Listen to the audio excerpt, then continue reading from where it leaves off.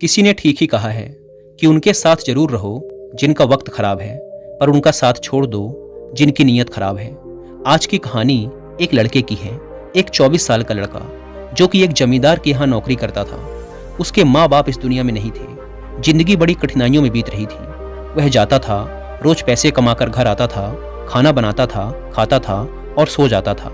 यही उसकी दिनचर्या थी। एक शाम जब वह अपने काम से घर वापस लौट रहा था तो उसने देखा कि एक बूढ़े फकीर अपनी पीठ पर 3 बड़ी पोटली रखकर एक नगर से दूसरे नगर की तरफ जा रहे थे। वो देखने में काफी बूढ़े लग रहे थे और वो काफी देर से ऐसे ही सफर कर रहे थे और आखिरकार कुछ दूर और चलने के बाद वह चलते चलते थक कर एक पेड़ के नीचे आकर बैठ गए। तभी उनकी नज़र इस नौजवान युवक पर पड़ी जो कि उसी रास्ते पर जा रहा था और उसी दिशा में जा रहा था जिस दिशा में उन बूढ़े फकीर को जाना था। तभी वह लड़का उन बूढ़े फकीर के पास से होकर गुजरा। जैसे ही वह उनके पास से गुजरा तभी उन बूढ़े फकीर ने पीछे से आग्रह भरी आवाज में कहा, सुनो बेटा, क्या तुम मेरी थोड़ी सी मदद कर सकते हो? ये पोटलियां बड़ी भारी हैं और मैं बूढ़ा हो चुका हूँ। मैं ज़्यादा देर तक इनका बोझ नहीं उठा सकता और मैं बहुत थक भी चुका हूँ। तो क्यों ना तुम मेरी एक पोटली को उठा लो और इसे उस दूसरे गांव तक पहुँचा दो। इसके बदले में मैं तुम्हें 2 सोने के सिक्के दूंगा। वह लड़का उन फकीर की सारी बातें सुनता है, फिर उनसे कहता है, कोई बात नहीं बाबा, मैं आपकी मदद करने के लिए तैयार हूँ। बताइए आपको कहाँ जाना है? ऐसा कहते हुए उस लड़के ने उन फकीर की एक पोटली उठा ली और उसे अपने कंधे पर रख लिया। जैसे उसने पोटली को कंधे पर रखा उसे आभास हुआ कि यह पोटली तो सच में बहुत भारी है। फिर वह लड़का और वह फकीर रास्ते में आगे की ओर बढ़ चले।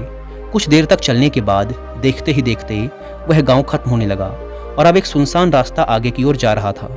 वे दोनों अपने रास्ते पर मस्त होकर आगे की ओर बढ़ रहे थे। जब वे भीड़ से पूरी तरह से अलग हो गए तब वह लड़का उन फकीर से कहता है कि बाबा, इस पोटली में आखिर ऐसा क्या रखा है जिससे यह पोटली इतनी भारी है? इस पर वह फकीर बाबा जवाब देते हुए कहते हैं कि कुछ नहीं बेटा, बस इसमें कुछ तांबे के सिक्के भरे हुए हैं, इसीलिए यह इतना भारी है। उन फकीर की यह बात सुनकर वह लड़का मन ही मन सोचने लगा, लगता है ये बाबा जरूर कोई व्यापारी हैं, तभी तो इतने सारे तांबे के सिक्के साथ लेकर चल रहे हैं। लेकिन तभी उसके मन में एक विचार आया, मुझे इन सब से क्या मतलब, मुझे तो सिर्फ इस पोटली को दूसरे गांव तक पहुंचाना है। जैसे उसके मन में यह विचार आया उसने तांबे के सिक्कों का ख्याल अपने मन से निकाल दिया और मस्त होकर मार्ग में आगे की ओर बढ़ने लगा। चलते चलते कुछ और समय बीता और वे दोनों एक नदी के किनारे आ पहुंचे। वह लड़का काफी हट्टा कट्टा था और काफी चुस्त और तंदुरुस्त भी था, इसीलिए वह बिना ज्यादा सोचे उस नदी में उतर जाता है। परंतु वह फकीर अभी भी किनारे पर ही खड़े थे। यह देख वह लड़का उन फकीर से कहता है, क्या हुआ बाबा, क्यों रुक गए? आइए, हमें इस नदी को पार करना होगा, तभी तो हम उस गांव तक पहुंच पाएंगे। इस पर वह फकीर उस लड़के से कहते हैं, मैं जानता हूं बेटा कि हमें यह नदी पार करनी ही होगी, पर जैसा कि तुम देख ही रहे हो मैं अब बूढ़ा हो चुका हूँ, इसीलिए ये 2-2 पोटलियां एक साथ लेकर यह नदी पार नहीं कर सकता। इसमें अगर मेरा पैर फिसल गया तो फिर मैं आगे का सफर कैसे पूरा करूंगा? क्या तुम मेरी एक पोटली और ले सकते हो? मैं तुम्हें इसके बदले भी 2 सोने के सिक्के और दूंगा। इस पर वह लड़का मुस्कुराते हुए उन फकीर से कहता है, बाबा, अब आप मुझे शर्मिंदा कर रहे हैं। अगर आप मुझे सोने के सिक्के ना भी दें तब भी मैं आपका कार्य अवश्य करूंगा। मैं आपको उस दूसरे गांव तक अवश्य पहुंचाऊंगा। इस पर वह फकीर मुस्कुराते हुए कहते हैं, बेटा, तुम तो बड़े ही भले आदमी मालूम पड़ते हो। इतना कहकर उन्होंने वह दूसरी गठरी भी उस लड़के को थमा दी। जब उस लड़के ने वह दूसरी गठरी अपने कंधे पर रखी तब उसे यह गठरी भी बहुत ज्यादा भारी लगी, किंतु उसने वहां पर कुछ नहीं कहा।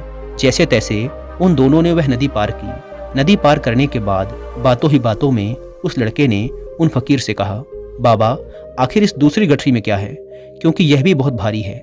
इसका उत्तर देते हुए बाबा कहते हैं, बेटा, इस गठरी में चांदी के सिक्के हैं, इसीलिए इस गठरी में भी काफी वजन है। उन फकीर की ये सारी बातें सुनकर अब उस लड़के का दिमाग तेजी से काम करने लगा था। वह सोचने लगा, एक गठरी में तांबे के सिक्के हैं और दूसरी में चांदी के। ऐसा लग रहा है जैसे ये फकीर बाबा बड़ी दूर से आ रहे हैं और इन्होंने अपनी सारी जमीन जायदाद बेचकर यह सिक्के इकट्ठा किए हैं, इसीलिए तो यह इतना धन साथ लेकर चल रहे हैं। लेकिन वह लड़का उन फकीर बाबा से कुछ भी नहीं कहता और वे दोनों चुपचाप मार्ग में आगे की ओर बढ़ते चले जाते हैं। कुछ देर चलने के बाद आगे फिर एक सुनसान रास्ता आता है। उस सुनसान रास्ते पर आते ही उस नौजवान लड़के के मन में तरह तरह के विचार उठने लगे। वह सोचने लगा, अरे यह तो सुनसान रास्ता है। अगर मैं ये सिक्के लेकर यहाँ से भाग जाऊं तो ये फकीर भला कब तक मेरे पीछे भागेंगे। मुझे नहीं लगता कि ये मुझे कैसे भी पकड़ पाएंगे, और यहाँ कोई है भी नहीं जो इनकी मदद कर पाए। और वैसे भी ये बहुत सारे सिक्के हैं, मैं इनसे एक अच्छी दुकान खरीद सकता हूँ और खुद का व्यापार भी शुरू कर सकता हूँ। और वैसे भी ये बूढ़ा फकीर अब इस धन का क्या करेगा, इससे अच्छा तो मैं ही इसे ले लेता हूँ। वो लड़का ये सब सोच ही रहा था कि तभी उसे खुद पर आश्चर्य हुआ। अरे, मैं यह सब क्या सोच रहा हूँ। ये फकीर बाबा ना जाने कहाँ से आ रहे होंगे और ना जाने कितनी मेहनत करके इन्होंने ये सिक्के इकट्ठा किए होंगे। मुझे इनका फायदा नहीं उठाना चाहिए। नहीं नहीं, मुझे ऐसा नहीं करना चाहिए। उसने कुछ देर के लिए तो अपने मन के विचारों पर काबू पा लिया, किंतु कुछ देर बाद देखते ही देखते उसके मन के लालच भरे विचार उस पर हावी होने लगे। वह लड़का 2 पोटलियां लेकर उन फकीर के पीछे पीछे चल रहा था। कुछ दूर और चलने पर रास्ते में एक पहाड़ी आई। उसे देख वो फकीर बाबा उस लड़के से कहते हैं, बेटा, ये पहाड़ी मैं नहीं चढ़ पाऊंगा। मैं काफ़ी बूढ़ा हो चुका हूँ और मेरे घुटनों में भी दर्द रहता है। यदि तुम मेरी यह तीसरी गठरी भी ले लो तो मैं तुम्हें 2 सोने के सिक्के और दूंगा, लेकिन याद रहे इसे कहीं गिराना मत, ये कहीं खुल ना जाए। यह बात सुन वह लड़का उन फकीर से कहता है, क्यों बाबा, आखिर इस गठरी में ऐसा क्या है। इस पर वह फकीर उस लड़के से कहते हैं, बेटा, इसमें सोने के सिक्के हैं। यह सुन वह लड़का मन ही मन बहुत प्रसन्न हुआ। उसने चुपचाप वह तीसरी गठरी भी उन फकीर से ले ली और दोनों बिना कुछ बोले आगे की ओर बढ़ चले। अब वह फकीर बिना कोई वजह लिए आराम से पहाड़ी की चढ़ाई चढ़ रहे थे, लेकिन वह नौजवान लड़का जो कि पीछे था वजन के कारण बहुत धीरे धीरे चल पा रहा था। लेकिन जब से उसने सोने के सिक्कों का नाम सुना था उसका मन तो छलांगे मार रहा था।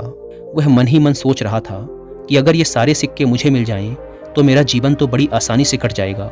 वैसे भी ये फकीर तो बूढ़े हो चुके हैं, भला इन्हें इतने धन की क्या आवश्यकता। इनका जीवन तो वैसे भी कट ही चुका है। मैं एक काम करता हूँ, ये सारा धन लेकर यहाँ से भाग जाता हूँ। लड़के के मन में अनगिनत विचार चल रहे थे। लड़के का मन अब उसकी बुद्धि पर पूरी तरह से हावी हो चुका था। उस लड़के का मन अपनी बात को सही साबित करने के लिए उसे कोई भी तर्क दे रहा था। और तभी उसके मन में एक और विचार उठा, और अब की बार वह लड़का यह सोच रहा था कि लगता है ये फकीर बाबा कोई चोर हैं, नहीं तो इनके पास इतने सारे सोने के सिक्के कहाँ से आए। अगर ये कोई व्यापारी होते तो ये इस तरीके से पैदल यात्रा तो नहीं करते, और अगर इनके पास इतना सारा धन था तो ये कोई न कोई साधन भी अवश्य करते। लगता है ये कोई चोर है, और चोर का धन चोरी करने में भला कौन सी बुराई। यह सोचता हुआ वह लड़का अब काफी तेजी से ऊपर की ओर चढ़ रहा था, और देखते ही देखते वह फकीर से आगे भी निकल गया। वह यह सोच रहा था कि जैसे ही इस पहाड़ी की चढ़ाई खत्म होगी और ढलान आएगी, मैं इन तीनों पोटलियों को लेकर भाग जाऊंगा, जिसके बाद ये सारा धन मेरा हो जाएगा और मेरी गरीबी भी हमेशा हमेशा के लिए खत्म हो जाएगी। मेरे पास बहुत सारा धन होगा, फिर मैं जो चाहूँगा वो कर पाऊंगा। ये सब सोचते सोचते वो पहाड़ी की चोटी पर पहुंच गया, और अब ढलान का रास्ता शुरू होने वाला था। तभी वह लड़का उन फकीर की नज़रों से बचता हुआ तीनों गठरियां लेकर तेजी से भागता हुआ आगे निकल गया। अब उसे अपना शरीर बहुत हल्का महसूस हो रहा था, जैसे कि उसे उन तीनों गठरियों का वजन तक न मालूम पड़ रहा हो। काफी देर तक दौड़ते भागते, लोगों की नज़रों से बचते बचाते वह सुनसान रास्तों से होता हुआ किसी तरह अपने घर पहुंचा। उसकी खुशी का कोई ठिकाना नहीं था। उसने सोचा, क्यों ना मैं जल्दी जल्दी इन सभी पोटलियों से सारे सिक्के निकालकर उन्हें कहीं छुपा दूं। यह सोचकर जब उसने गठरी खोली तो पहली गठरी में उसे जंग लगे हुए लोहे के सिक्के मिले। यह देखकर उसे अपनी आंखों पर विश्वास नहीं हुआ। इस पर उसने तुरंत ही दूसरी गठरी भी खोल डाली। इस पर भी उसे जंग लगे हुए लोहे के सिक्के ही मिले। यह सब देखकर वह लड़का बड़ा हैरान हुआ। उसने मन ही मन कहा, आखिर यह सब क्या हो रहा है। उन फकीर ने तो मुझसे कुछ और ही कहा था। अब उसने वह तीसरी सोने वाली गठरी खोली, उसमें भी लोहे के जंग लगे सिक्के ही निकले। यह देखकर वह लड़का बड़ा क्रोधित हुआ। आखिर उन फकीर ने मुझसे झूठ क्यों कहा। उन्होंने ऐसा क्यों कहा कि एक गठरी में तांबे के सिक्के हैं, दूसरी में चांदी के और तीसरी में सोने के। वह यह सब सोच ही रहा था कि तभी उसकी नज़र उस गठरी के अंदर पड़े एक पत्र पर पड़ी। उसने तुरंत वह पत्र उठाया और पढ़ने लगा। उस पत्र में लिखा था, यह पूरा नाटक एक ईमानदार व्यक्ति की खोज करने के लिए रचा गया है। मैं इस राज्य का राजा हूँ, मेरी कोई संतान नहीं है, इसीलिए मैंने यह षड्यंत्र रचा है ताकि मैं अपने राज्य से किसी एक ऐसे ईमानदार व्यक्ति की खोज कर सकूं जो मेरे बाद इस राज्य का राजा बन सके और राज्य भार को संभाल सके। और इस राज्य भार को वही संभाल सकता है जो पूरी तरह से ईमानदार हो, जिसके मन में किसी प्रकार का कोई लालच ना हो। पत्र पढ़ते ही वह लड़का जोर जोर से चिल्लाने लगा और अपना सिर पकड़कर बैठ गया। वह यह जानता था कि अगर वह अपने मन के विचारों पर नियंत्रण कर लेता तो उसका जीवन बदल सकता था, लेकिन अफसोस कि वह अपने मन के विचारों पर नियंत्रण नहीं कर पाया। दोस्तों, महात्मा बुद्ध कहते हैं कि विचार ही सब कुछ हैं। जैसा हम सोचते हैं वैसे ही बन जाते हैं। इसीलिए हमारा सबसे बड़ा दुश्मन भी हमें उतना नुकसान नहीं पहुंचा सकता जितना कि हमारे मन के ये अनियंत्रित विचार पहुंचा सकते हैं। महात्मा बुद्ध कहते हैं कि अपने मन को ध्यान से देखो।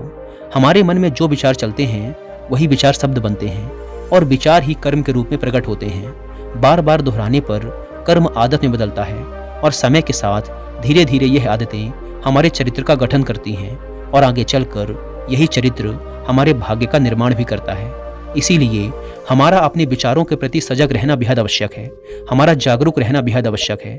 हमारा इस पर ध्यान देना जरूरी है कि हमारे मन में किस तरह के विचार उठ रहे हैं। आगे महात्मा बुद्ध कहते हैं कि कमजोरी हमेशा छोटे विचार से शुरू होती है। छोटा विचार एक बीज की तरह होता है और अगर समय रहते इस विचार रूपी बीज को नष्ट ना किया जाए तो यह छोटा सा विचार बहुत ही जल्द एक विशाल वृक्ष का रूप ले लेता है और हमारी बुद्धि की सोचने और समझने की क्षमता को पूरी तरह से नष्ट कर देता है। इसीलिए जब हमारे मन में पहली बार कोई गलत विचार जन्म ले तभी उसे जड़ से उखाड़ देना चाहिए, अन्यथा वह बहुत ही जल्द एक विशाल वृक्ष का रूप ले लेगा और हमें किसी न किसी गलत राह पर ढकेल ही देगा। फिर हम चाह कर भी उसे रोक नहीं पाएंगे। लेकिन अब प्रश्न ये उठता है कि हम अपने मन के विचारों को कैसे नियंत्रित करें। हमारा मन तो इतना शक्तिशाली है, इतना चंचल है कि वह किसी न किसी तरीके से हम पर हावी हो ही जाता है। हम चाह कर भी उस पर नियंत्रण नहीं रख पाते। इस प्रश्न के उत्तर में महात्मा बुद्ध हमें दो बातें बताते हैं। पहली बात, सही इरादा विकसित करो। कई बार आपने देखा होगा कि आप बोलना कुछ और चाहते हैं लेकिन बोल कुछ और देते हैं, क्योंकि आपके मन के भीतर जो कुछ बसा हुआ है वही आपके मुख से बाहर भी निकल रहा है। लेकिन जब हमसे वह गलती हो जाती है तो उसके बाद हमारा मस्तिष्क अच्छी तरह से काम करना शुरू कर देता है। हम अपने सोचने और बोलने के प्रति सजग हो जाते हैं और इसी अवस्था में हमें एहसास होता है कि हमसे गलती हो गई है और फिर हमारा मन दुखी हो जाता है, वह पश्चाताप से भर जाता है। और इस दुख और पश्चाताप से बचने के लिए महात्मा बुद्ध हमें सही इरादा विकसित करने के लिए कहते हैं। और ऐसा करने के लिए जब भी आप कोई कार्य करने जा रहे हों तो सबसे पहले आपको स्वयं से पूछना चाहिए कि जो कुछ भी मैं करने जा रहा हूँ इसके पीछे मेरा इरादा क्या है। क्या मैं दूसरों को दुख पहुंचाना चाहता हूँ, दूसरों को नीचा दिखाने जा रहा हूँ, या मुझे दूसरों को और खुद को ऊपर उठाना है। खुद से सवाल कीजिए, खुद को सचेत कीजिए। जब आप इरादों के प्रति सचेत होने लगेंगे, जब आप विचारों के प्रति जागरूक होने लगेंगे, तभी आपके अंदर सकारात्मक ऊर्जा का प्रवाह होगा। तभी आप सकारात्मक इरादों से जुड़ने लगेंगे और आपके अंदर बैठी हुई नकारात्मक ऊर्जा और नकारात्मक इरादे दिन प्रतिदिन कम होने लगेंगे। परंतु स्मरण रहे, आपको यह हर दिन करना होगा और आपको हमेशा इस बात का ध्यान रखना होगा कि आपको केवल अच्छा सोचना है और आपके इरादे हमेशा सही होने चाहिए। तभी आप दुख और तकलीफों से बच सकते हैं, अन्यथा आप इसी तरह दुख और तकलीफों से घिरे ही रहेंगे और आप कभी भी इससे बाहर नहीं निकल पाएंगे।